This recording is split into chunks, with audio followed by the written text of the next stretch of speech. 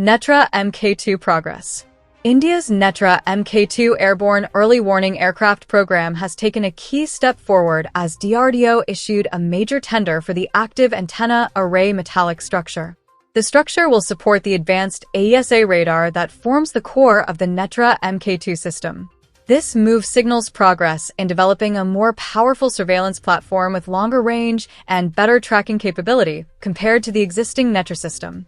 The Mk-II variant is expected to be mounted on a larger aircraft, offering enhanced endurance and wider coverage. Once inducted, Netra Mk-II will significantly strengthen the Indian Air Force's airborne surveillance and battle management capabilities. Stryker faces test.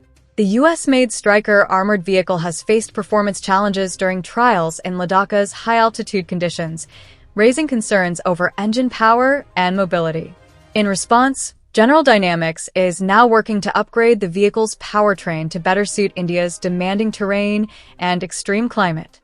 The effort aims to improve engine output, reliability, and overall combat performance at high elevations.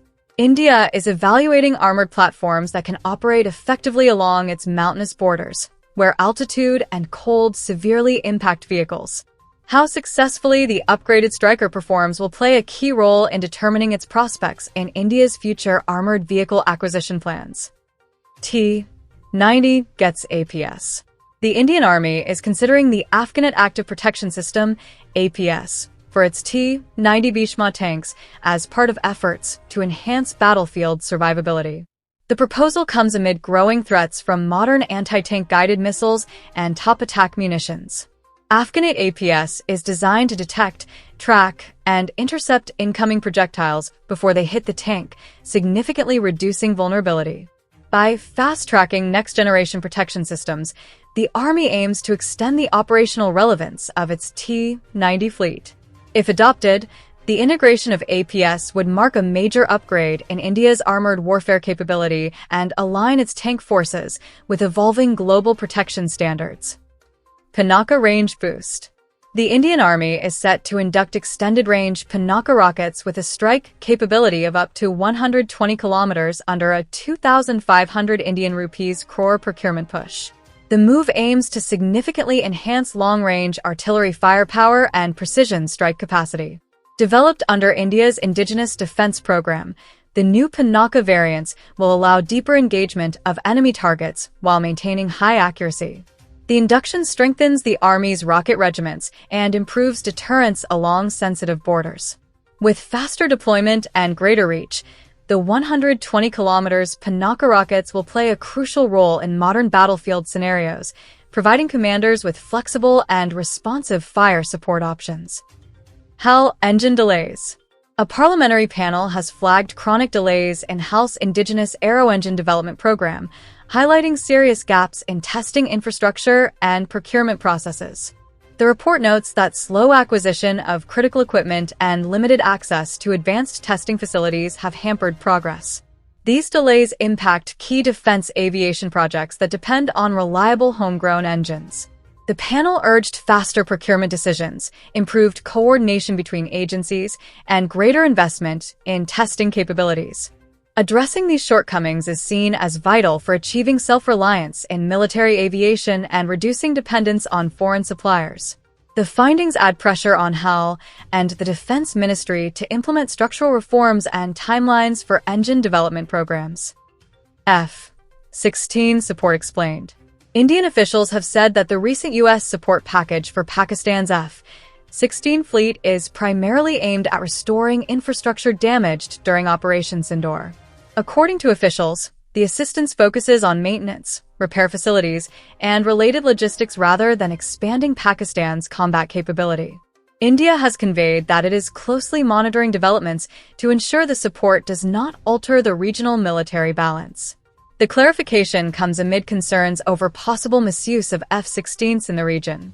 Officials stressed that India remains vigilant and prepared, while continuing to raise its security concerns with international partners through diplomatic and strategic channels. Meteor details withheld. The Indian Air Force has declined to disclose the number of Meteor beyond visual range air-to-air missiles in its inventory after an RTI application was filed by a Reddit user. In its response, the IF cited national security concerns, stating that revealing such information could compromise operational readiness and strategic interests. The Meteor missile, known for its long range and high kill probability, is a critical part of the IF's air combat capability. Defense experts note that withholding sensitive data is standard practice worldwide. The response highlights the balance between transparency and security, especially regarding advanced weapon systems that play a key role in India's air defense posture. Supply chain shift. The ongoing Ukraine war has significantly reshaped global defense supply chains, pushing countries to rethink sourcing, production, and partnerships. Disruptions caused by sanctions, battlefield losses, and production bottlenecks have exposed vulnerabilities in traditional defense suppliers. As a result, India has entered strategic discussions as a potential manufacturing and supply partner, leveraging its growing defense industrial base and policy push for self-reliance. Indian firms are increasingly being viewed as alternatives for components, ammunition, and maintenance support. Analysts say the conflict has accelerated diversification in defense sourcing, creating opportunities for India to strengthen its global defense footprint while reducing dependence on conflict-affected regions and politically sensitive supply routes. India-China talks. Senior officials from India and China held a fresh round of consultations to review the state of bilateral relations and ongoing issues between the two countries. The discussions covered border management, confidence-building measures, and the need to maintain peace along the line of actual control.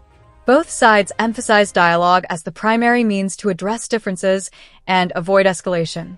Officials also discussed broader diplomatic and economic engagements, reflecting efforts to stabilize ties amid lingering tensions.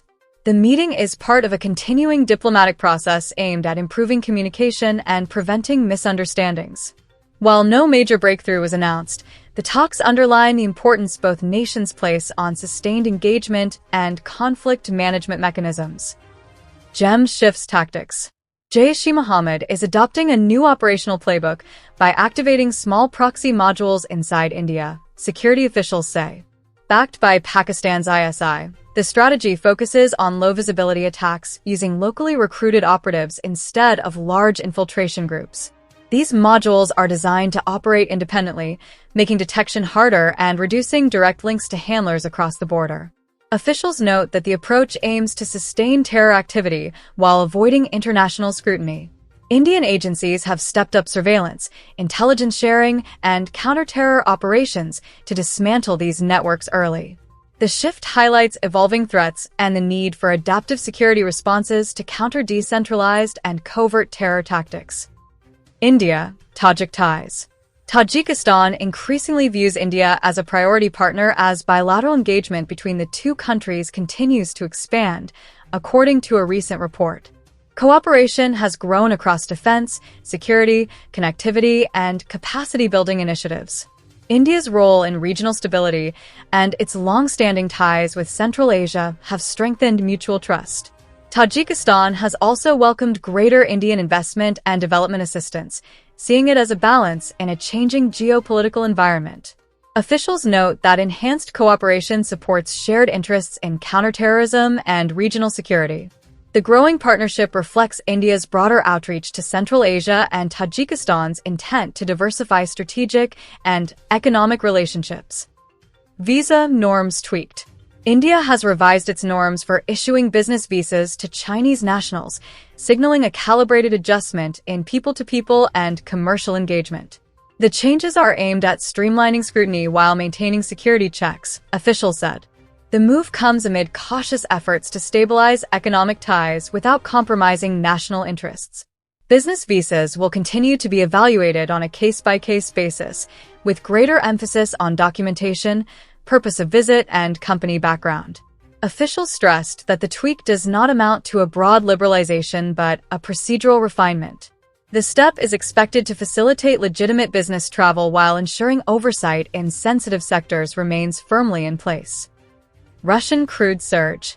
India's imports of Russian crude oil rose to a 5-month high in November, reflecting continued energy trade despite global geopolitical pressures. Refiners increased purchases due to attractive pricing and steady supply, helping India manage energy costs amid volatile global markets. Russia remained one of India's top crude suppliers during the month, alongside traditional partners in the Middle East. Analysts say discounted Russian oil has allowed Indian refiners to improve margins while meeting domestic fuel demand. The trend underscores India's pragmatic energy strategy, balancing affordability and supply security.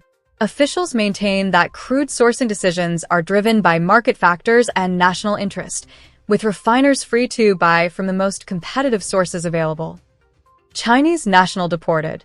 A Chinese national who was detained in Jammu and Kashmir has been deported to Hong Kong after completion of necessary legal and security procedures, officials said.